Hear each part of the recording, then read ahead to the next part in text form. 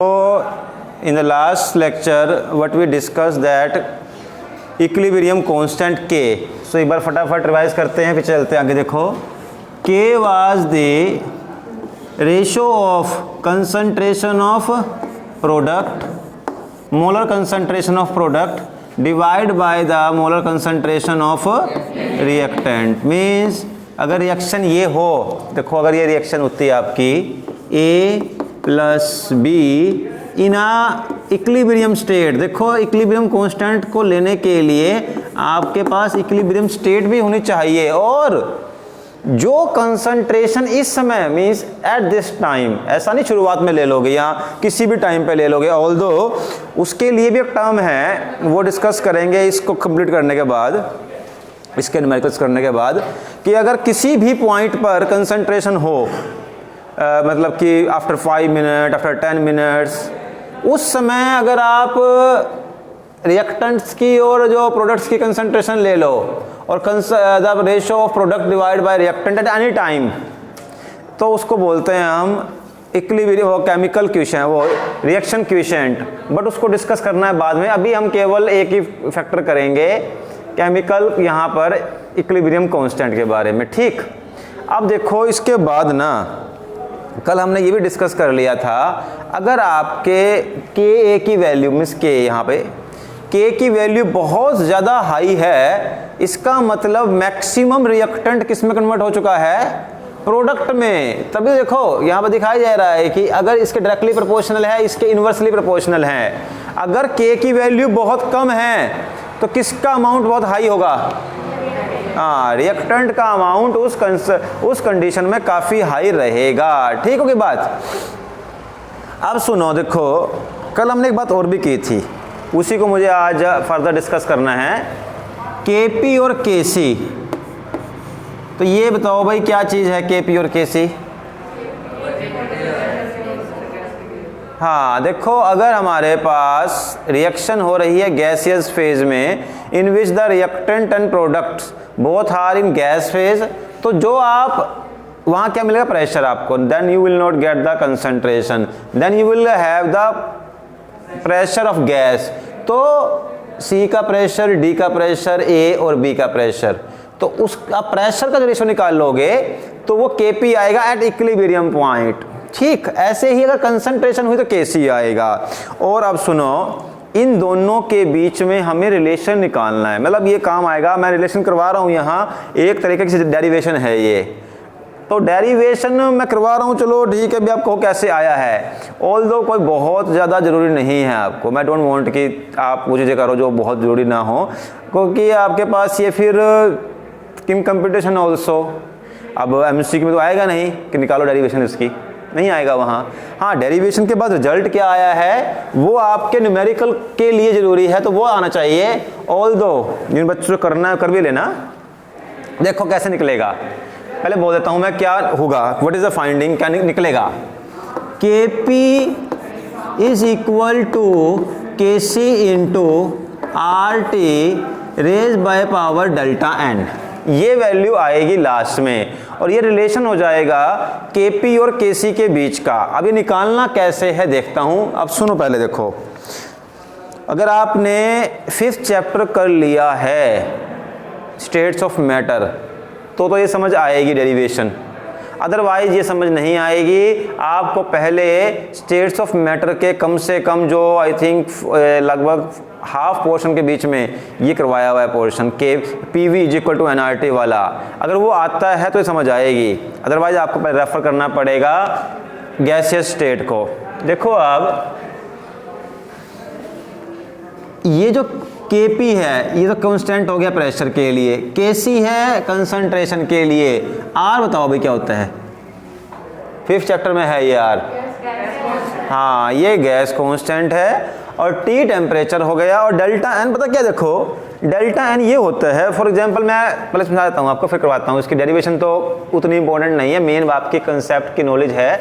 जैसे कि रिएक्शन है, मान लो ये वाली ही, दोबारा वही लिखता हूँ मैं, same reaction N2 plus 3H2 is equal to 2NH3. और सुनो भाई ये डेल्टा एन क्या होगा, डेल्टा एन होता है जो आपके पास प्रोडक्ट है उसके number of mole minus the number of mole of reactant. ठीक है, तो देखो भाई डेल्टा एन अगर आपको निकालना है तो कैसे निकाल लेंगे? कितने नंबर ऑफ मोल है प्रोडक्ट के? 2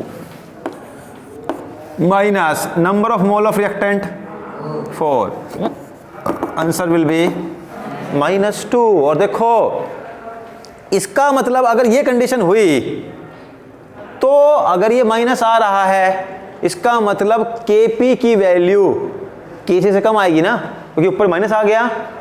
Kp क्या है? Kc इंटू दिस, और ये चीज क्या आ गई? नेगेटिव में कम हो जाएगी, तो आपके पास Kp क्या होगा? Kp will be less than Kc के नहीं?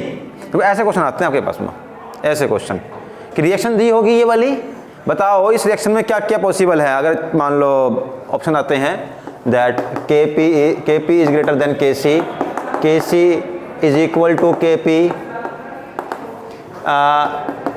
Kp is less than Kc, और कुछ भी बन जाएगा ऑप्शन कोई ना कोई, वो कुछ वैल्यू दे देगा कहीं ना कहीं ना करके, जो भी करता होगा वो।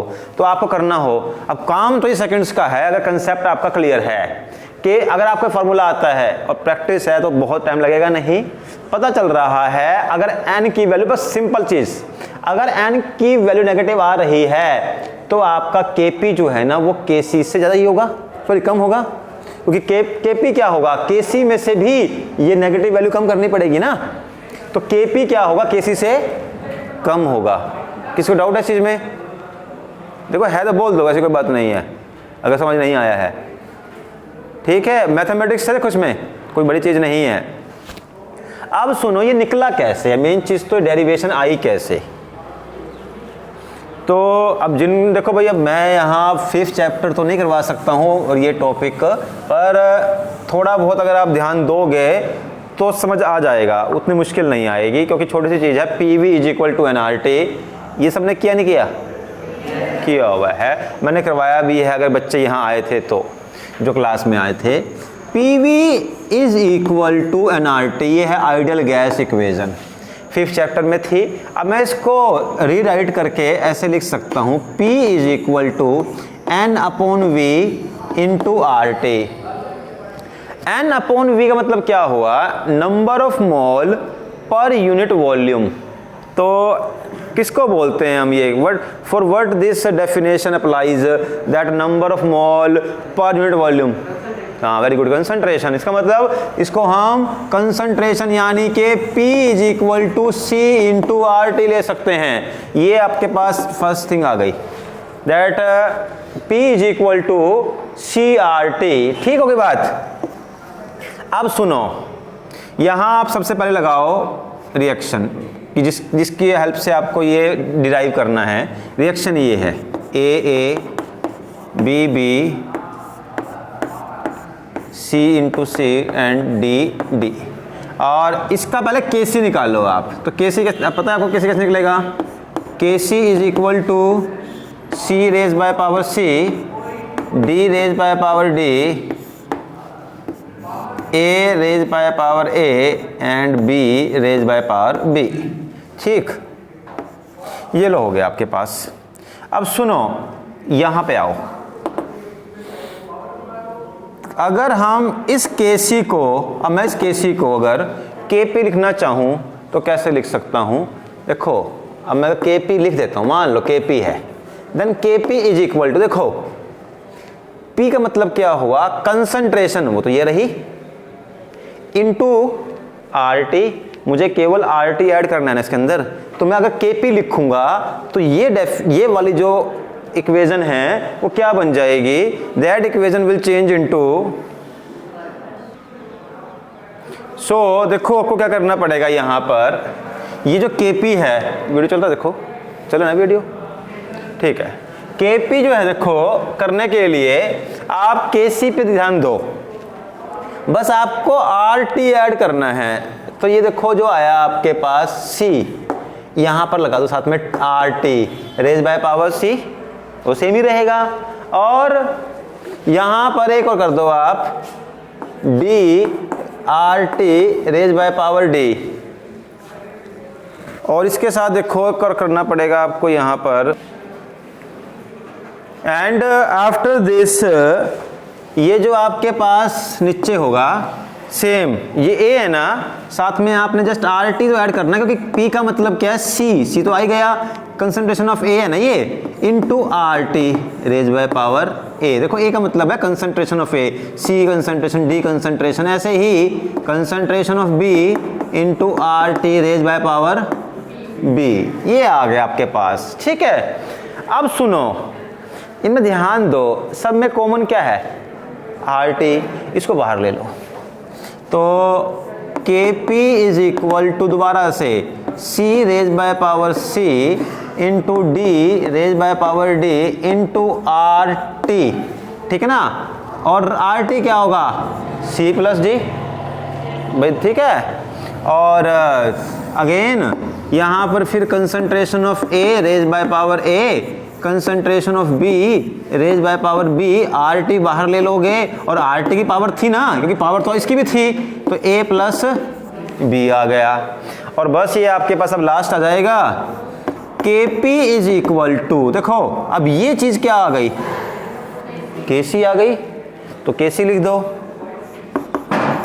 इनटू देखो अब ये भी RT ये भी RT, अब ये C देखो ऐसे लिख सकते हैं इसको हम, RT ये चीज पावर ऊपर जाएगी, क्या बन जाएगी, नेगेटिव बन जाएगी, पावर जब भी जाएगी ऊपर नेगेटिव काउंट होएगी, तो इसको हम लिख सकते हैं A plus B minus C plus D। अब पता ही है अब A प्लस B, ओहो हो, चलो ये देखो C प्लस D और ये A प्लस B।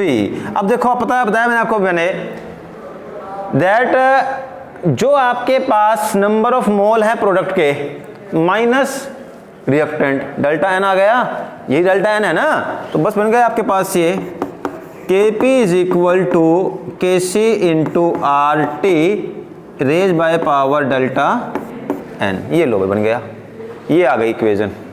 ठीक है, ये इसमें कोई किसी को टेंशन कोई दिक्कत नहीं होनी चाहिए। ठीक है, तो ये एक्चुअल में नोट्स में भी मैंने सोल्व की हुई है, अदरवाइज बुक में भी शायद कुछ इस तरीके से सोल्व की होगी, अदरवाइज हो सकता है अलग अलग बुक में अलग अलग तरीके से सोल्व की हुई है, कोई बड़ी बात नहीं है।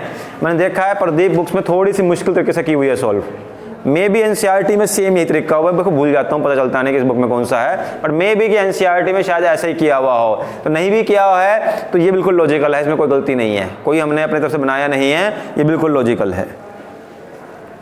अब इस चीज़ का यूज़ करेंगे, ये जो Kp into Kc and RT raise by power delta N, इसका यूज़ करके ना न्यूमेरिकल सोल्व करते हैं। देखो मैं क्वेश्चन बोलूँगा, लेकिन चलो उससे पहले, ये क्वेश्चन करने से पहले ना RT वाला एक चीज़ और कर लेता हूँ मैं। आपको देखो नोट्स में दिया है ये क्वेश्चन कि आपको ना थोड़ा सा पता होना चाहिए, अगर ये नहीं पता चीज़ पता है तो दिक्कत आएगी फिर आपको न्यूमेरिकल को सोल्व करने में भी। ये बेसिक है, उससे पहले वाला बेसिक क्या है, एक क्वेश्चन एक दिए आपके पास, 5 क्वेश्चंस दिए हुए हैं, 5 केमिकल रिएक्शंस दी हुई हैं, और उसमें कहा गया है कि right the expression for the equilibrium constant Kc बतानी है ओनली, इसका मतलब यहाँ दिया है कंसंट्रेशन ओनली आपको। Find the expression for the equilibrium constant Kc for each of the following reaction. मैं 2-3 कराता हूँ आपको जिसमें सभी के सभी आ जाएं, हर टाइप जो काउंट हो जाए। फर्स्ट सिंपल वन है, जैसे आपके पास 2NOCl, ठीक है, यहाँ लिखा हुआ है गैस, पहले बोल रहा हूँ गैस का मतलब नहीं है, अगर इसने नहीं कहा है प्रेशर तो वो Kc ही है, अगर बोलता प्रेशर है तो की बात है, गैस का मतलब प्रेशर नहीं होगा, ये चीज़ होती है। तो ये गैस आ गया यहाँ पर, ये आपके पास इक्विलिब्रियम में दे दिया है, तो प्रोड्यूस क्या होगा 2NO + Cl2, यस 2NO ये भी गैस और प्लस Cl2 ये भी गैस। ठीक है, अब देखो इसके लिए निकालनी है हमें एक्सप्रेशन ऑफ Kc, तो क्या होगा वही, Kc क्या होता है, कंसंट्रेशन ऑफ प्रोडक्ट, तो प्रोडक्ट क्या है यहाँ पर NO raise by power 2 into Cl2, कोई पावर नहीं आएगी, divide by the concentration of NaCl raise by power 2। ये सोल्व कर दोगे आपका आ जाएगा। दिया अगर कंसंट्रेशन दी होगी तो वो कर देना, और अगर प्रेशर दिया है तो ये लिख करके इंटू RT कर देना। वही अगर प्रेशर दिया होगा तो टेम्परेचर भी दिया होगा, तभी करोगे ना RT करके, तो वो देख लेना। अब सुनो, ये बिल्कुल सिंपल है, इसमें कोई बड़ी बात नहीं है। अब मैं वो लेने वाला हूँ जिसमें 2 लूँगा बस, और सेकंड थर्ड, उसमें वो कंसेप्ट क्लियर हो जाएगा जो मुझे समझाना है आपको। इसमें कोई बड़ी बात नहीं थी। अब सेकंड वन, एक कंसेप्ट इसमें आएगा और एक थर्ड वन में आएगा। पहले सेकंड वन कर लेते हैं।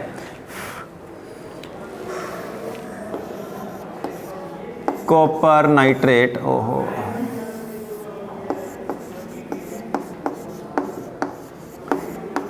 ठीक है, ये कॉपर नाइट्रेट मिल गया है आपको, एंड लिखा हुआ है यहाँ पर सॉलिड कंडीशन में है, ऐसे लिखा हुआ है यहाँ पर। एंड इसकी जो आपकी ये रिएक्शन होगी, यहाँ बनेगा एक तो 2CO, ये ऐसा होना चाहिए, मैं चेक कर लेता हूँ फिर भी, यस ऐसी ही है। साथ में आपके बनेंगे 5NO2, ये गैस ही होती है, नाइट्रोजन डाइऑक्साइड, तो plus water, sorry oxygen, O2 ये गैस, ठीक, तो यही है। ओके चलो देखता हूँ मैं। अब इसका बताओ भाई, अगर मुझे KC बनाना हो कैसे लिखूं, बताओ भाई क्या करूं, बताना जरा मुझे, गलत है या सही है करने वाला हूं मैं।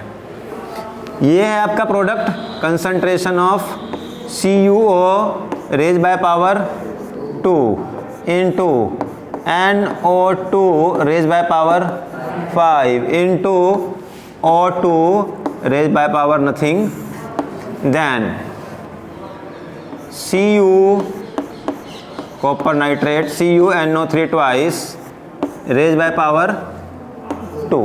सही है, सही है, सही नहीं है, हाँ हाँ वेरी गुड। जिसने पढ़ा है देखो बताएगा भाई। एक्चुअल में ये इसमें क्या होगा, ये एक तत्व, उसका रीजन क्या होगा, अगर आपके पास कोई सब्सटेंस प्योर लिक्विड या प्योर सॉलिड है, प्योर लिक्विड या प्योर सॉलिड है, आप उसकी कंसंट्रेशन को 1 ही मानोगे, तो यहां तो 1 ही आ जाएगा। 1 की पावर 1 क्या आएगा, 1 ही आएगा ना। इसको लिखने की जरूरत नहीं पड़ेगी, आप नहीं लिखोगे इसको, you no need to write. वो क्यों है बताता हूं मैं। अगर आपके पास प्योर सॉलिड है या प्योर लिक्विड है, तो आप ना तो यहां पर लोगे और ना ही उसकी कंसंट्रेशन यूज करोगे एक किसी फॉर्मूला में या किसी न्यूमेरिकल में भी। तो ये सॉलिड था, ये भी खत्म, ये क्या है सॉलिड, ये भी बाहर। आपके पास इक्विलिब्रियम कांस्टेंट का जो एक्सप्रेशन है वो ये आएगा, Kc is equal to NO2 raise by power 5 and O2 raise by power 1।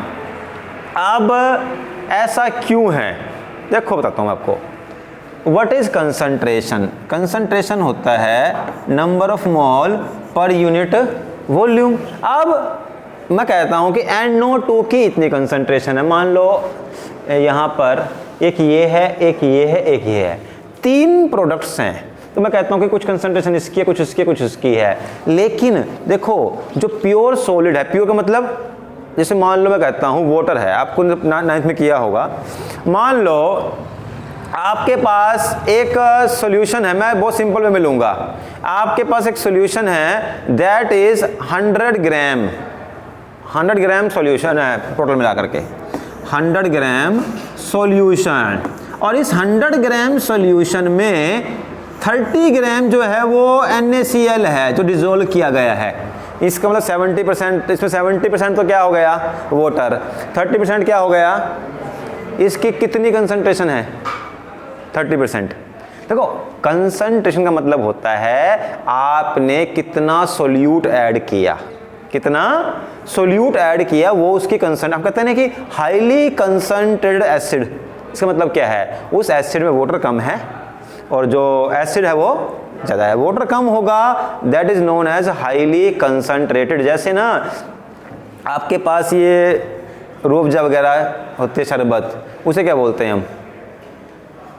Concentrated beverage और जूस, ठीक है ना, वो हाईली कंसनट्रेटेड होती है। आप उसको डालते हो वाटर के अंदर, क्या बन गई वो? Dilute, that becomes dilute. अब सुनो, अगर मैं सपोज करना ये एक सैंपल है आयरन का, इसमें सारे के सारे पार्टिकल अगर आयरन के ही हैं तो उसकी कितनी कंसंट्रेशन हो गई? 100%। 100 में 100 कितना? 1 बन गई ना। तो जो आपके पास प्योर सॉलिड या प्योर लिक्विड है, मान लो वाटर है, और वाटर के अंदर आपने कुछ भी नहीं मिलाया, इवन आपने उसको डिस्टिल्ड कर लिया, उसमें जो सोडियम वोडियम जैसी इंप्योरिटी थी वो भी बंद हो गई। What is the concentration of water?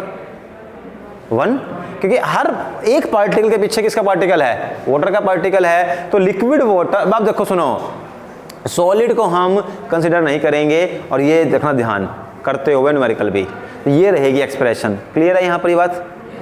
ठीक। और एक चीज और लूंगा मैं,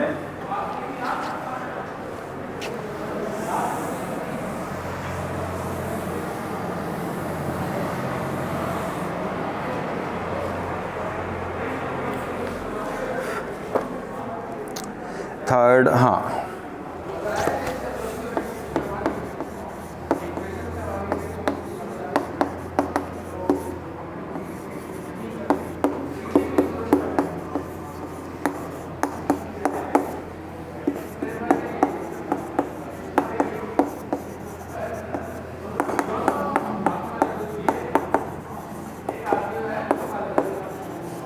ये लो भाई, देखो AQ एक्वस एंड L जो है वो वाटर के लिए यूज हुआ है। चलो ठीक है, तो ये आपकी इक्वेशन है, ये आपने 10th क्लास में भी की हुई है, वैसे तो रिवर्स की हुई है।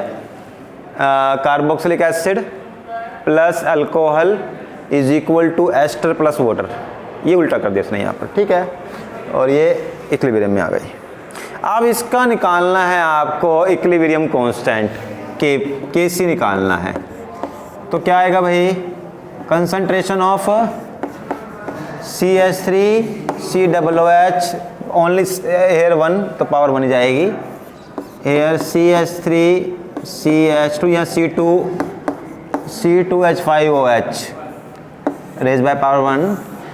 Then the reactant concentration CH3 COO C2H5 and concentration of water. Yes बताओ, इसमें क्या कोई गलती है या सब कुछ सही है?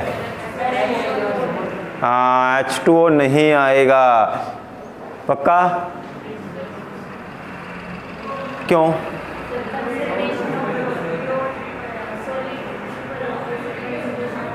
तो देखो, चलो आपकी बात आपके पास सही हो गई, लेकिन वैसे सही है, बिल्कुल वेरी गुड, बिल्कुल सही है ये कि यहाँ वाटर नहीं आएगा, लेकिन वाटर किसी कंडीशन में आ भी सकता है।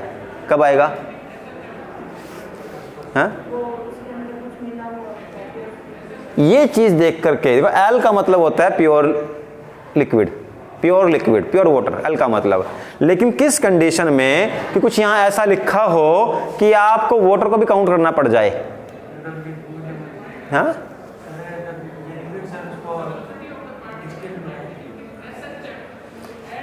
जब यहां अगर ऐसे लिखा होता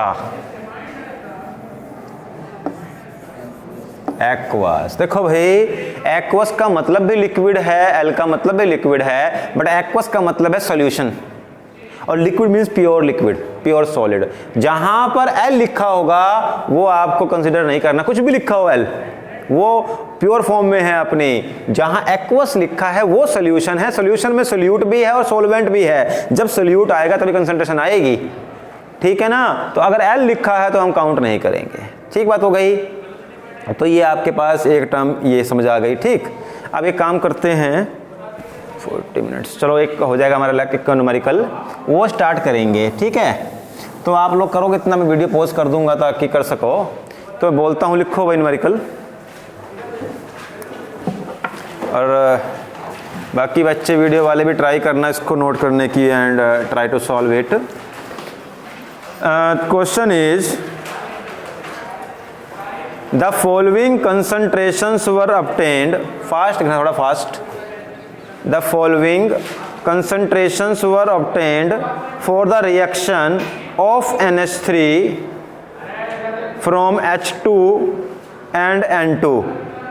Formation of NH3 from H2 and N2 at 500 Kelvin. At 500 Kelvin full stop. N2 का जो कंसंट्रेशन दी हुई है, the concentration of N2 it is 1.5 into 10⁻⁻², capital M का मतलब मोल पर लीटर, मोलर कंसंट्रेशन दी हुई है। And concentration of H2 is 3.0 और 3 मतलब लिख दो 3 इंटू 10⁻⁻² मोल पर लीटर।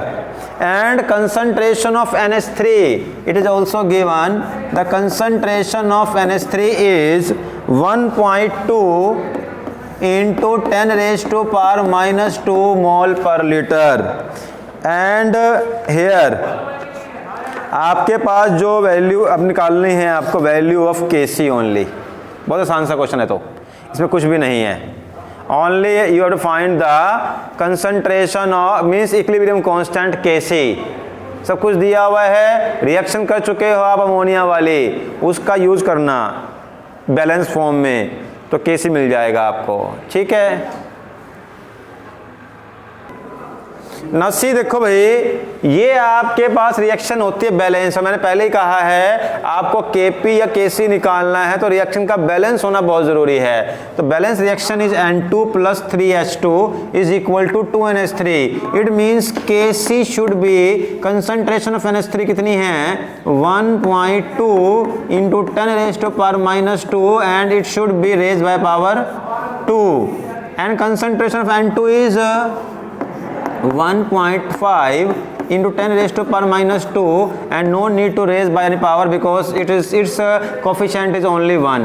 ठीक, into the concentration of hydrogen that is 3 into 10⁻⁻² raised by power 3। अब देखो तो क्या बनेगा, Kc इज इक्वल टू, देखो 1.2 को आप करो 1.2 से तो ये 2.4 आएगा, 1.4, एक मिनट, 1.44, हाँ, तो ये आपके पास बनेगा 1.44 इंटू 10⁻⁻⁴। देखो पावर जो है मल्टीप्लाई करते हुए ऐड हो जाएंगी, तो ये -4 हो गया, डिवाइड बाय सिंपली 1.5 इंटू 10⁻⁻², इसको ऐसे रखो, इनटू 3 इंटू 3 इंटू 3 27 इंटू 10⁻⁻⁶। ठीक हो गया। अब ये ऊपर जाएगा तो मैं डायरेक्टली कर रहा हूँ यहाँ पे, बस इस 10⁻⁶ को ऊपर ले जाओगे तो +2 हो जाएगी। ठीक है कि नहीं होगी +2? ठीक, और ये ऊपर जाएगी तो -2 भी +2 हो जाएगी, +4 हो जाएगी। और बाकी देखो कर लो आप, ये कोई इतना मुश्किल बचा तो है नहीं। अब आंसर आएगा 1.06 इंटू 10⁻⁻3। कैलकुलेशन में प्रॉब्लम हो गई तो कर लेना इसको। तो ये आल देखो, इसके बाद मेरा पोर्शन देखो बचता नहीं है, इतना मैक्सिमम था वो करवा दिया है, आगे तो कैलकुलेशन करनी है वो आपके पोर्शन हो गया। ठीक है, तो चलो इसको मैं बाकी 1-2 न्यूमेरिकल कल भी करवाऊंगा इसके, जहां मैं Kp और Kc भी लूंगा। अभी मैं खाली मैंने Kc लिया है, कल Kp और Kc वाला न्यूमेरिकल लेंगे और उसके बाद टाइम बचेगा तो फिर जाएंगे रिएक्शन क्वोशिएंट पर। ठीक है, तो चलो आज काफ़ी है इतना आज के लिए।